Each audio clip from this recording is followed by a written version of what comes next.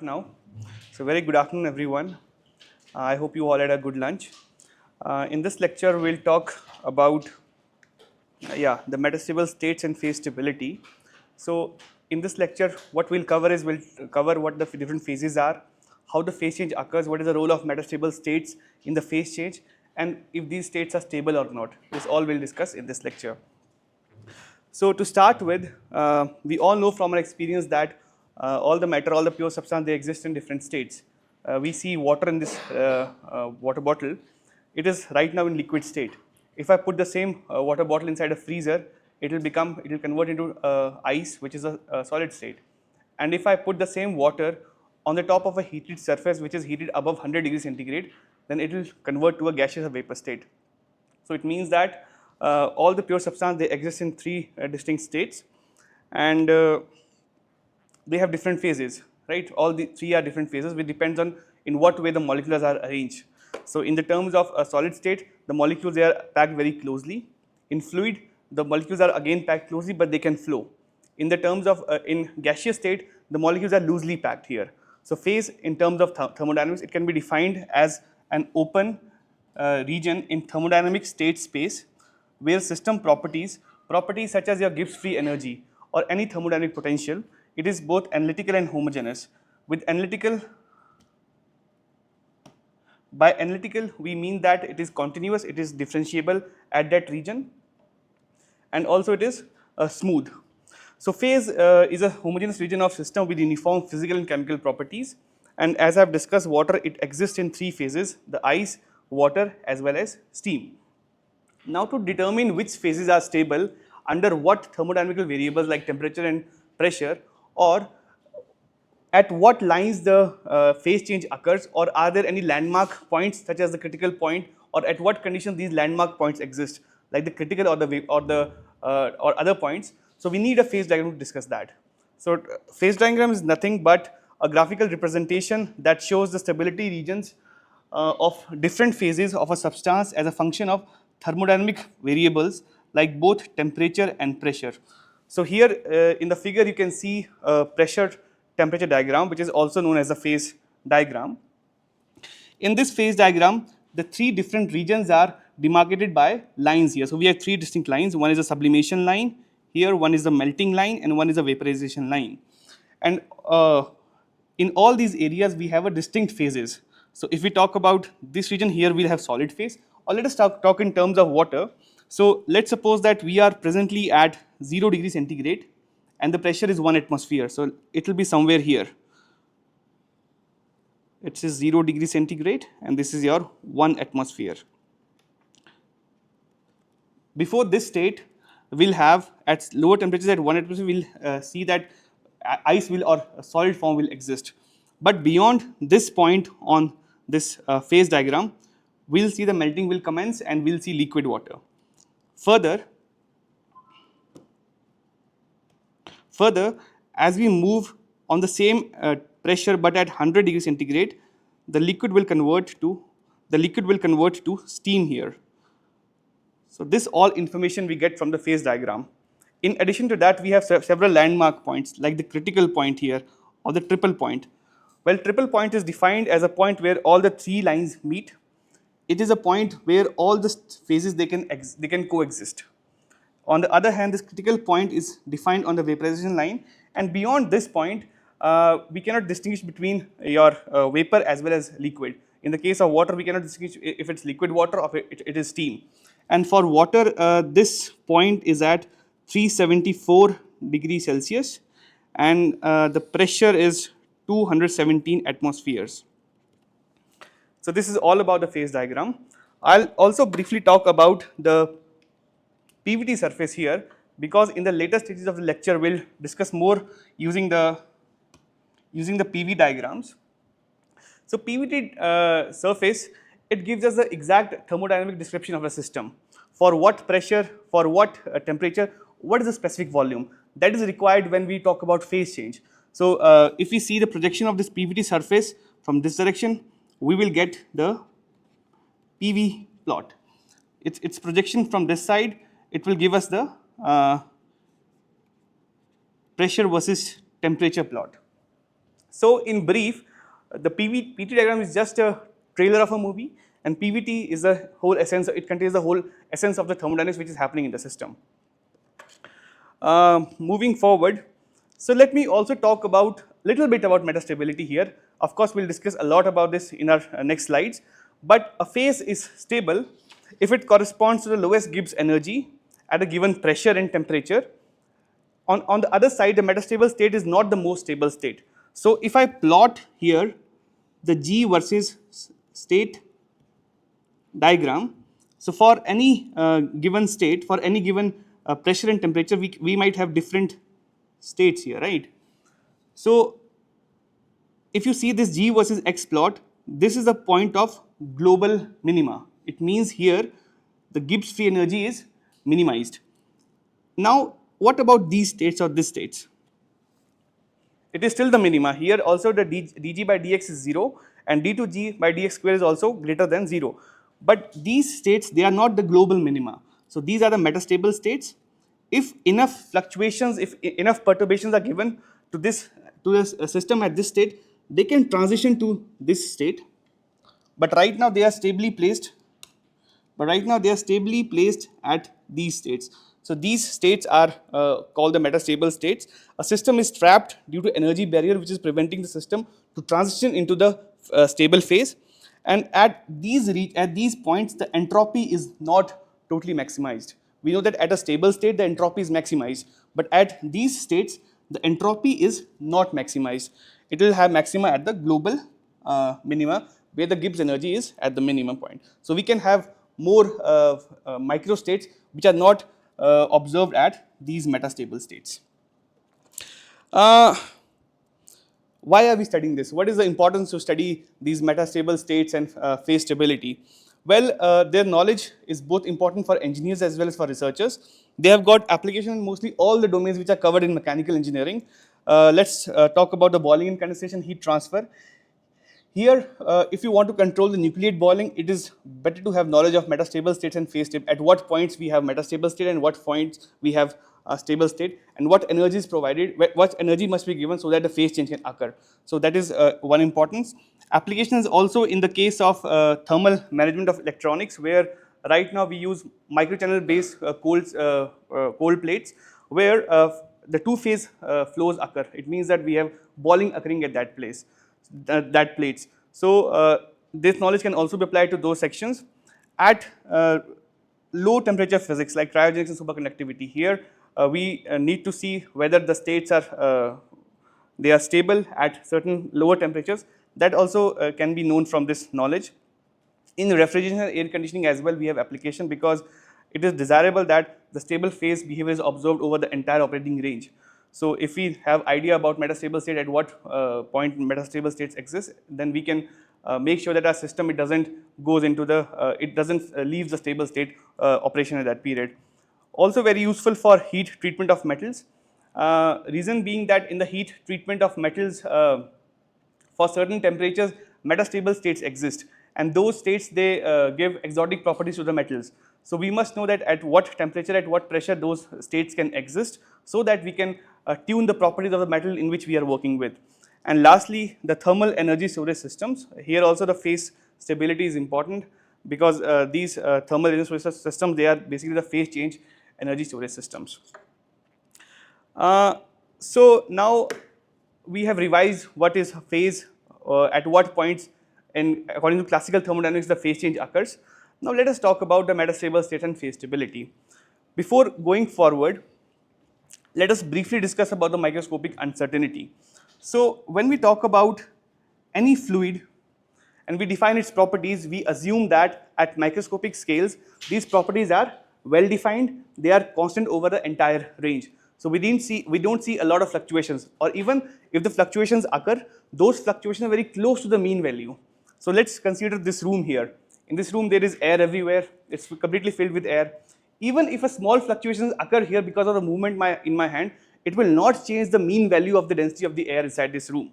But if we talk about the microscopic scales, where or molecular scale, where the number of atoms are very less. So let me consider a small box here, and let us assume that at any given time, the number of molecules in this cube is in the order of, let's say, 10.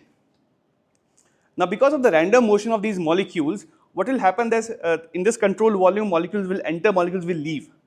So like fluctuation can occur that at any given time, 3 molecules they left this space and only one could enter this control volume. So it means that there is a fluctuation around 20% of the properties. That fluctuation is really high in case of states. So to define the fluctuations, what we use in statistical thermodynamics, we use basically variance. And variance, it defines what is the spread of the property in that for the given property. Yes. So why I'm discussing all this is because later we'll see that these minor fluctuations, they might lead to the onset of phase change. So that is why we're discussing these minor fluctuations, and we'll talk a little bit more about the variance of properties such as variance in the number of molecules or variance in the internal energy of the system. So let's go there. But before going there, let me first define what my system is. So let me consider a system here. In this system, we have one more subsystem. This subsystem has porous walls, but the walls are rigid. So you can consider any porous structure, but its walls are rigid. So it means it has a fixed volume. But at the same time, because of the porous walls, both mass and energy, it can leave or enter the system. On the other hand, the subsystem 1, which encloses the subsystem 2, its walls are rigid. So this is an isolated system, that is an open system. Also its walls are rigid. So in this case also the volume is fixed, but at the same time, in this case the mass and energy, they cannot leave the system. It means that for the whole system, your mass and energy are conserved. They are isolated with the universe. And this system, it consists of a pure fluid. And also we assume in the beginning that subsystem 2 is in equilibrium with subsystem 1. Now what is the implications of these statements? Subsystem 1 is in equilibrium with subsystem 2. The major implication is that all the thermodynamic variables like your pressure, temperature and chemical potential, they will be same for both these subsystems because we have assumed that they are both are in equilibrium. Right? Now, if we have to define the variance of number of molecules in a control volume, which is this subsystem 2, using statistical thermodynamics, we can define it as sigma n square is equal to kBT times del n by del mu at constant volume and temperature. Here Kb is the Boltzmann constant, T is the temperature, n is the mean value of number of molecules, and mu is the chemical potential. Well, using Maxwell relations, we can simplify it further, and we can write as sigma n square is equal to n square kBT by minus del P by del V at constant Nt times V square. In this, here we have P is pressure, V is volume, N is the number of molecules. Similarly, variance in the internal energy in control volume, it can be defined as n kBT square Cv by Na. Here Cv is the molar specific heat at constant volume, N is the Avogadro number, plus sigma n square del U by del N whole square at constant volume and temperature. Now let's see what insights we can bring from these two relations. Now since we have defined variance, and variance must always be a positive quantity, right? So let me first focus on this term here. Here this n kBT, they are all positive. V volume is also positive. So the sign of this term will depend on whether this del P by del V, is it greater than 0 or less than 0, right? For this term to be valid, minus del P by del V, it should be a positive quantity. At the same time, this should be finite, right? So first implication that minus del P by del V, it should be positive and finite, right? If we make sure that this is positive, this is both positive and finite, then this term will further be in the variance of the internal energy in the control volume term. Here again we say that n kb t square Na, they all are positive quantities, and Cv is also positive quantity. Negative Cv is not possible. if we add energy to any system, its temperature cannot decrease. So Cv is also not a negative quantity. Further, U and N, the energy of a system and number of molecules, they both are also positive, and of course it's also a square there. And the sigma n square is there. What we can see here is that even though if this term is a positive quantity, but its magnitude is small, that will lead to very high fluctuations in the number of molecules or the density of the system, and that further will lead to fluctuations in the internal energy of a system. Even though the system is in equilibrium, but we can still see that the magnitude of this term minus del P by del V, it will govern if the fluctuations are huge or they are small. So that's what we'll see that minus del P by del V at constant n and t, they can become small enough to produce high fluctuations, and we'll also discuss this further.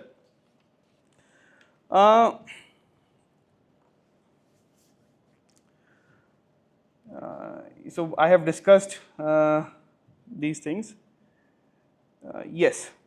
So now virtually for all the real systems, Cv is a finite, we have discussed that, and it's greater than 0, and its value doesn't contribute to a high or unrealistic fluctuations, but the value of minus del P by del V, it does, right? So sometimes it may lead to produce high fluctuations in the subregion of a system, which can lead to the phase change. Now for the above stated system, which is a pure system, it is a closed system, it is possible to encounter circumstances in which the conditions for equilibrium are met, but the fluctuations in energy and density are large. Although we have assumed that the system is in equilibrium, but we have not yet explored the stability of the equilibrium within the system. So question is relevant because for high fluctuations in density and energy, these fluctuations may be large for the transition of the state to occur. So now doing that, by the definition of our system is defined to be as a closed system. We can say that the entropy should be maximum at the point of the equilibrium. So using the entropy maximization condition, we can write that ds is equal to 0 for subsystem 1 and 2 be in equilibrium, for subsystem 1 and 2 to be in equilibrium, right? Now further, we know that entropy, it's a function of your internal energy, your volume, and as well as the number of molecules. But in this case, our volume is fixed. So it is not a function of volume, it is just a function of your internal energy and number of molecules.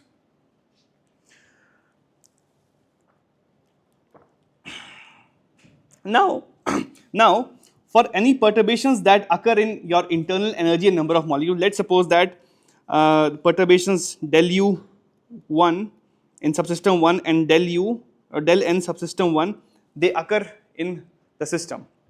That will lead to the fluctuations in entropy as well. So we can write the fluctuations in entropy as a Taylor series expansion. So we'll write it as delta S for subsystem 1 is equal to as Taylor series expansion S1 plus 1 by 2 factorial del square S1 plus 1 by 3 factorial del square S1 plus so on so, right? And here we can also define, I think it's given in the next slide, yes. Here we can also define these terms. So del S1 will nothing but be the partial derivative of the terms on which it is depending. So we can write del S1 as del S by del U at subsystem 1 times del U1 plus del S by del N f of subsystem 1 times delta N1. Similarly, we can write it for del 2 S1 as del 2S by del U square for subsystem 1 times this del U1 whole square plus del 2S by del U del N times delta U1 times delta N1 plus del 2S by del N square of subsystem 1 times delta N1 whole square. Similarly, we can also write it for subsystem 2. So for subsystem 2, it can be written as the same del S by del U for subsystem 2 times delta U for subsystem 2 plus del S by del N for subsystem 2 times change in the number of molecules. Similarly, del square S2 can also be further written as del 2S times del U squared for subsystem 2 times del u2 whole square plus twice of del 2s by del u del n for subsystem 2 times del u1 del u2 sorry del n2 plus del 2s by del n square for subsystem 2 times delta n for subsystem 2 whole square, right. Now we also know that this entropy is an additive property. So entropy of subsystem 1 plus entropy of subsystem 2, it will lead to total entropy change within the system. So what we can write here is that change in entropy is equal to change in entropy for subsystem 1 plus change in entropy for subsystem 2, and further you can use the same set of equations to write. So yes, so first I am writing it for delta S, which is the change in entropy for the total system, its first derivative is equal to delta S1 plus delta S2. Now delta S1 is given in this equation here, delta S2 we have also written here, right. Now we know one more major factor is that this is a closed, overall the system is a closed system. It means that number of molecules of the system is conserved. So any changes which occur in the number of molecules in subsystem 1, it will be equal to minus the number of molecule changes that occur in subsystem 2, that is written here. Similarly, we can say the same thing for the energy because system is isolated. So now using this equation and using this equation along with these terms, what we can do is we can write it for delta S. So delta S can be written as, so what I'll just try to replace these terms with minus of del u1 and minus of del n1. So that will help me to further simplify this equation. I can write it as delta S by delta u for subsystem 1 minus delta S by delta u for subsystem 2 times del u1 plus del S by del n for subsystem 1 minus del S by del n for subsystem 2 times your del n 1. Yeah, right. So remember we are trying to evaluate what would the change in the entropy in the system, right. So we have to find these relations del S by del u and del S by del n, and that we can do by using du is, let me go to the next slide. Yeah, so the same I have written here, and that we can do by using the equation du is equal to your TdS minus PdV plus mu dn. Now for constant number of molecules and constant volume, we can simply write del S by del U for constant N and V is equal to 1 by T, and for constant internal energy and constant volume we can write del S by del N at constant U and V is equal to minus mu by T, that we can write from a state equation. Now just replace these del S by del U and del S by del N terms by these variables. What we can get is del S is equal to 1 by T and V for subsystem 1, sorry, is not required, minus 1 by T for subsystem 2 times del U1 plus this one minus mu by T for subsystem 1 minus of mu by T for subsystem 2 times del N1. This is what we get for the relation for the entropy. Now our initial assumption was subsystem 1 and subsystem 2, they are in equilibrium, and the implication it had is that T1 would be equal to T2 and your mu1 would be equal to mu2. So all these terms would turn out to be 0. So we can say that your delta S is equal to 0. So delta S is 0 is when the point is at equilibrium. So it means that our system is in equilibrium. Now to see if the system is stable or not, we have to further check if this is a point of maxima or not, because entropy has to be maximized. So then we take in the next derivative. So next derivative was del 2s, and we write it as a sum of del 2s for subsystem 1 plus del 2s for the subsystem 2, right? It is given in this equation. Now we know that to simplify our calculations, we know that S, N and U, all these terms are extensive properties. It means that they depend on the size of the system. Now since they depend on the size of the system, we can use the scaling with the size of the system to see what each of these terms they hold to. So that's what we are going to do next. We can write del 2s by del u by del n for subsystem 1 as scales with size of subsystem number of molecules in subsystem 1 by number of molecules in subsystem 1 times number of subsystem molecules 1, and this will cancel out, it will be just 1 by n1. Similarly, we can do it for subsystem 2, and when we take the divide this by subsystem 2, we get this term. And now this we will do for all the other terms which are present in the previous equation, where we are trying to find if this is a point of maxima or not. So on doing that, we can, so we have now done that, and now we are left with this equation. So now we have, you can see that all our subsystem 2 terms are vanished here because we have converted it, we have taken this n2 for that, and we are writing just in terms of subsystem 1 terms. To further evaluate this, what we do is we take this into the denominator side, and this is what we get, and this is equal to some terms here. Now to further simplify it, what I need to do is that I need to see which of these terms they can be negative, right? So I write this equation in this form: del 2s is equal to psi 1 times a positive term plus psi 2 times another positive term, because square term is always positive. So now the sign of this term, it is only dependent on the size of sign of psi 1 and psi 2. But what are these psi 1 and psi 2? So using simplification, we can write that psi 1 is del 2s by del u square, and psi 2 is equal to del 2s by del n square minus del 2s by del u del n whole square over del 2s by del u whole square.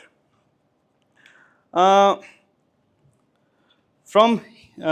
let's evaluate first what is psi 1. So psi 1 is del 2s by del u whole square. Now in the previous slides, we found that del s by del u is 1 by t. So we take its double differentiative and we get minus 1 by t square del t by del u at constant n and v. Now the sign of temperature T is absolute temperature, it will always be positive quantity. Now if this term comes out to be positive, then we can say that psi 1 is negative, else psi 1 would be positive. So let us see if this del t by del u at constant n and v is a positive quantity. To evaluate that, we just reverse the term. So we just write it as del u by del t, because we know that leads to our heat capacity. So we write del u by del t, and we write this u in terms of specific terms, and in the end it turns out to be n by Na times Cv. Now we know that Cv, it must be a positive quantity.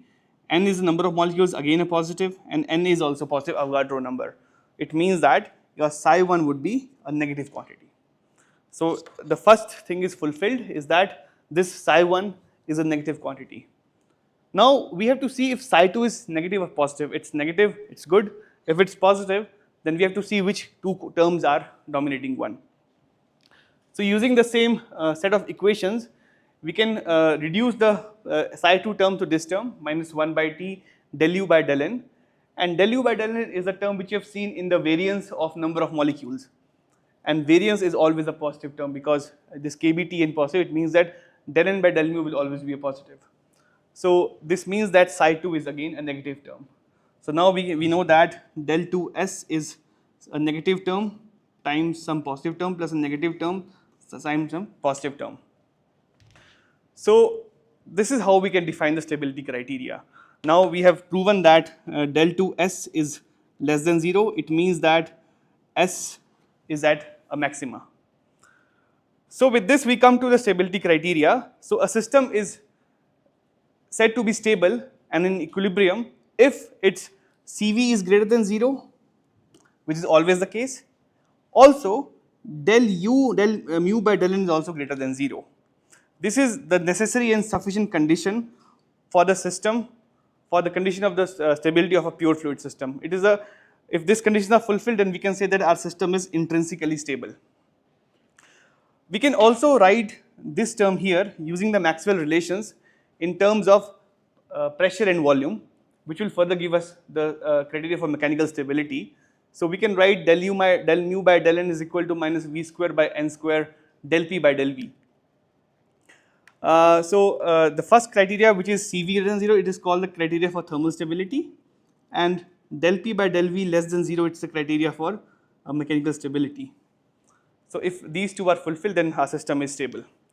Now let us examine the role of this criteria in the behavior of real system, and for that let us assume a real system. Let us assume that our steam, it is expanding through a nozzle, and this steam is in superheated form. So this is our nozzle, and the steam is expanding from this nozzle. Let's say that at any point it is at 1. Let me also draw the TS diagram for this situation. So this is TS diagram, this is your dome, and initially let's say the steam is at point 1. Now as this is expanding irreversibly, we should expect that as it reaches point 2, the phase change should occur, right? So because this is a saturation vapor curve here, so from steam it should convert back to the liquid. But in real condition, what we have observed that it occurs further, we go down, so it will occur probably somewhere here. Also you see during the boiling is that boiling, it never starts at 100 degrees centigrade. It always starts at certain amount of superheat. That's what we have discussed yesterday also. So why does that occur? What are these states? Are these stable states? Because if we talk in terms of your phase diagram, as per phase diagram, the boiling should occur at 100 degrees centigrade, right? But that doesn't occur. So what are these states? What are these metastable states that we will discuss now? So to discuss that, let us see a PV diagram here.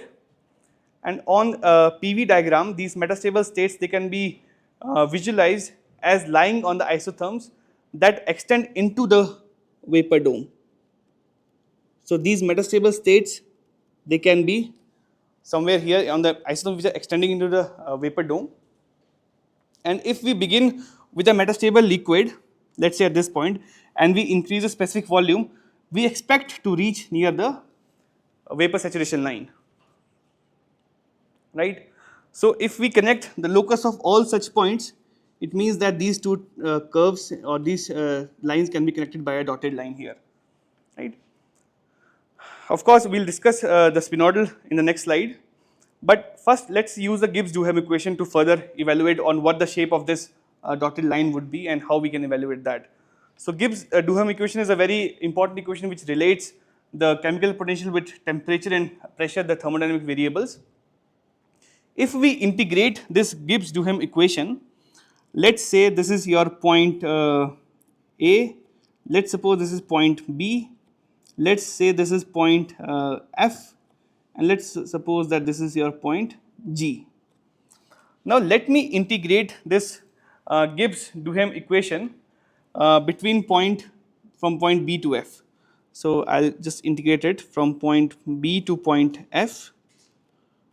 d mu is equal to, now since our this is isotherm to temperature is constant, so this term would be 0, and we are just left with your V dP, and from V dP we can write it as from state B to, from point B to F, right? So this will further give us as mu F minus mu B is equal to V dP from point B to point F. Now we see that point B, the mu of point B and the mu of point F, they must be equal for the system to be in equilibrium. So this whole term, it would vanish, and what we are left with is B to F, V dP is equal to 0. What it means that if we extend this curve, it must intersect this line BF, and the area which is lying on this side, it must be equal to the area lying on this side. So this curve I denote by BCD, and this is a point E, right? Now we have also discussed in the previous slide that for the system to be stable, your del P by del V at constant, let me write it in terms of specific volume. So del P by del V in terms of temperature, it must be less than 0 for a system to be stable. Now if you closely follow this curve here, from B to C, it is negative. From C to point E, this is positive. It means that for this region is inaccessible during the phase change. So whenever will be at this point, if any perturbations occur here, we directly transition to this point. And if we take the locus of all these points for different isotherms, we get a very clean curve, and this curve is called the spinodal curve. I think I have this curve on the next slide as well. Yes. So if we take the locus of all such points on the different isotherms, we get this curve. This is called the spinodal curve. So between this curve, the system is inaccessible. We cannot reach to this term. But here we are, you can see that we are in a superheated liquid state, but a phase change hasn't occurred yet. So this is called the metastable superheated liquid. Similarly, on the vapor side, we have a metastable superheated vapor region. So it means that when the condensation is about to occur, we can still have steam at this point or this point, and then if enough perturbation is given, it can transition to directly to the stable liquid region, or vice versa. If we boil the liquid, we can have metastable liquid until this state, this state, this state, and if enough perturbations are given, then it can transition to the stable vapor phase, right? So spinodal limit is the limit or the locus of all the such points which are defined by the intrinsic limit of the stability, and region between the liquid and vapor spinodal curves, they are inaccessible in the system. Now let us try to bring one more perspective on the phase stability, and that too by considering the variation of your chemical potential with pressure. So for that, let us also again start with the Gibbs-Duhem equation. So using the Gibbs-Duhem equation, let me start with point A this time. This is a variation from chemical potential and pressure, and let's say that initially I am at point A. This is your point A.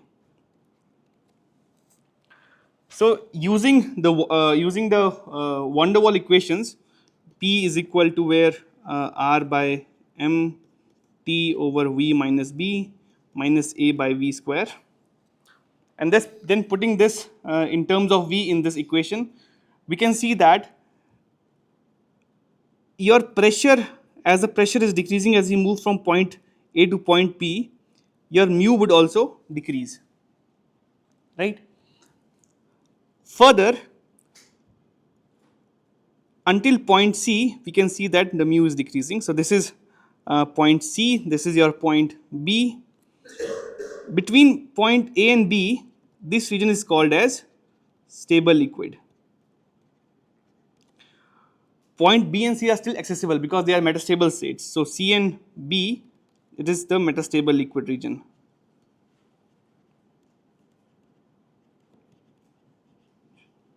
Similarly, if we do the same for the other side, we can say that point B and F, they are at constant chemical potential, So we can from point B to point point F to point G, this would be the curve, and this would be the metastable region until point E. So we can write that Bg is your stable vapor, Fg is your stable vapor, and Ef is your metastable vapor region.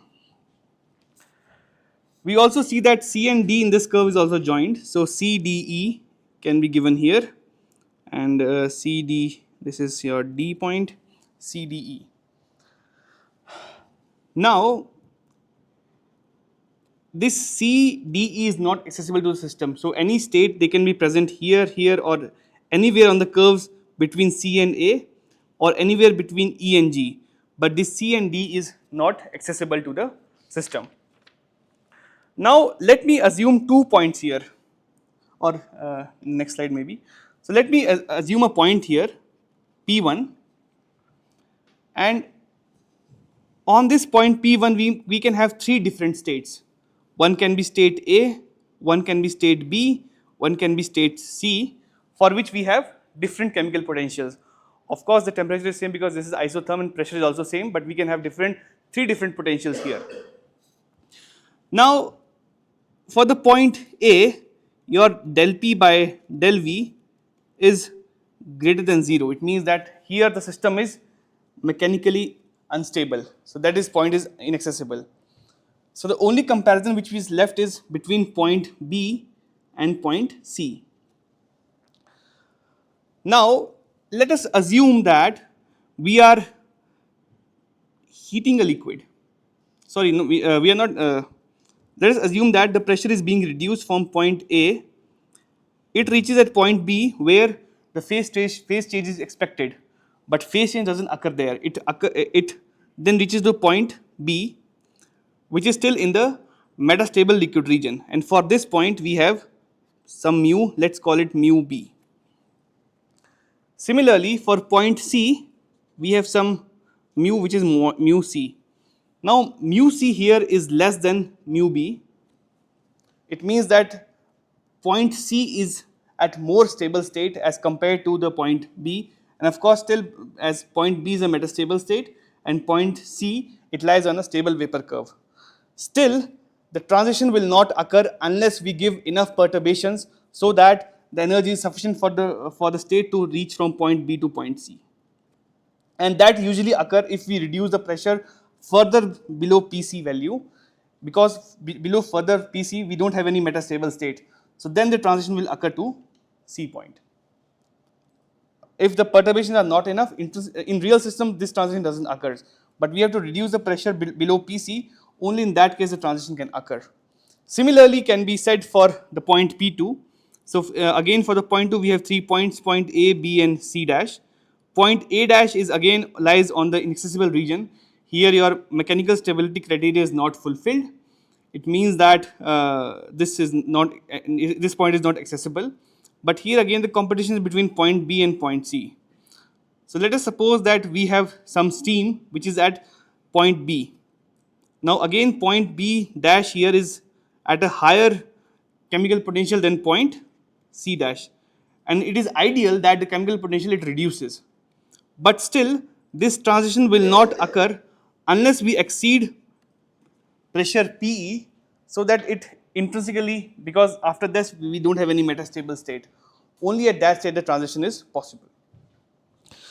So in summary what we can say that as per the classical thermodynamics we assume that phase change it would occur at equilibrium saturation conditions, but in reality the pressure changes at constant temperature, it pushes the system into a metastable state, and deeper is the metastable state, the magnitude of the del P by del V it decreases. It means that it leads to more higher fluctuations in terms of number of molecules and density of molecules as well as the energy of molecules, and that fluctuation it makes the case more likely for the transition to occur. We also discussed about the spinodal limit, which marks the boundary beyond which the phase change is almost certain. After the spinodal limit we see that the system is inaccessible, so the phase change occurs, and actual phase change transformations depends on the likelihood of the triggering perturbations. How strong your perturbations are, only in that case the phase change can occur. In the next class, here we did not discuss anything about the bubbles or the formation of interfaces, but in the next lecture we'll also try to bring in the formation of bubbles, formation of homogeneous nucleation, and then we see what is the criteria for stability and equilibrium. So with this, I would end this lecture. If you have any questions, we can discuss them. Thank you. I know it was a little bit heavy for theory. So the perturbation which we have discussed, whether it is a mechanical perturbation or is it a thermal perturbation? I think it will be a mechanical perturbation. Mechanical. But yeah, so yeah, it will be a mechanical perturbation. So I was just thinking about one case where we happened to see the nucleation of nanobubbles inside a pore. In that, what happens is that we consider a solid state pore, and this is a nanopore. This is very small in size, and then we fill the whole of the tank with any electrolyte solution having some ions, and we apply electrode across this tank. So the only way from which the liquid of this tank can interact with the liquid of this tank is through this nanopore. This is, let's suppose, 500 nanometers in diameter. And then when we switch on the electric field, because of the Joule's heating, because of the electric field, the movement of the ions, it starts. And because of that, the Joule's heating, it develops. So here we see fluctuations between your bubbles, which is homogeneous nucleated, and one which are on the walls of this nanopore. So I was thinking in that sense, but I think the answer to your question would be mechanical stability, because we are talking about del P by del V, the whole regime.